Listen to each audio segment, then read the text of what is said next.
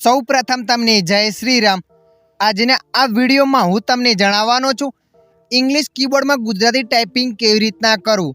આ મિત્રો તમે વિડીયોમાં જોઈ શકો છો આવી રીતે તમે ઇંગ્લિશ કીબોર્ડમાં ગુજરાતી ટાઈપિંગ કેવી રીતના કરી શકો છો। તો આ વિડીયોમાં હું તમને જણાવવાનો છું। તો ચાલો આપણે વિડીયો પર આગળ વધીએ।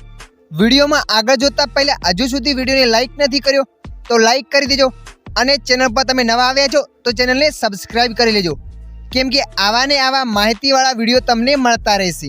ઇંગ્લિશ કીબોર્ડમાં ગુજરાતી ટાઈપિંગ કરવા માટે સૌપ્રથમ તમારે વોટ્સઅપ એપને ઓપન કરી લેવાની છે। વોટ્સઅપ એપને તમે ઓપન કરશો એટલે આવું પેજ આવશે। તો કોઈ પણ નંબર તમારે અહીંયા ઓપન કરી લેવાનો છે। મેં અહીંયા નંબરને ઓપન કરી લીધો। નંબરને ઓપન કર્યા પછી તમે જોઈ શકો છો કીબોર્ડમાં એક સેટિંગનું બટન આવશે। તો તમારે સેટિંગના બટન પર ક્લિક કરી દેવાનું છે। સેટિંગના બટન પર ક્લિક કરશો એટલે આગળ ઘણા બધા ઓપ્શનો બતાવશે। તો તમારે લેંગ્વેજ પર ક્લિક કરી દેવાનું છે। લેંગ્વેજ પર ક્લિક કરશો એટલે અહીંયા ભાષા બતાવશે। ત્યારબાદ તમારે એડ કીબોર્ડ પર ક્લિક કરી દેવાનું છે। એડ કીબોર્ડ પર ક્લિક કરશો એટલે ઘણી બધી ભાષાઓ અહીંયા બતાવશે। તો તમારે ગુજરાતી પર ક્લિક કરી દેવાનું છે।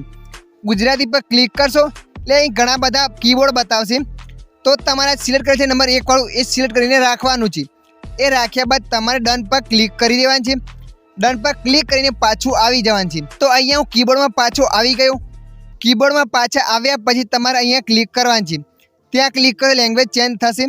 લેંગ્વેજ ચેન્જ થાય નીચે ગુજરાતી ઇંગ્લિશ આ રીતના લખાઈને આવે એ કીબોર્ડ તમારે રાખવાનું છે। તો અહીંયા હું ઇંગ્લિશમાં ટાઈપિંગ કરું છું પણ ગુજરાતી લખાશે। અહીંયા મેં લખ્યું કેમ છો, કેમ લખ્યું ઇંગ્લિશમાં તમે જોઈ ઉપર ગુજરાતીમાં આવે છે તે છો લખવા માગો CHO લખી દો। નીચે છો તો છો પર ક્લિક કરવાનું છે। ત્યારબાદ તમારે આ મેસેજ મિત્રને મોકલી દેવાનું છે જેને તમે ગુજરાતી મેસેજ મોકલવા માગો છો એને। તો મિત્રો આવી રીતે તમે પણ ઇંગ્લિશ કીબોર્ડમાં ગુજરાતી ટાઈપિંગ કરી શકો છો।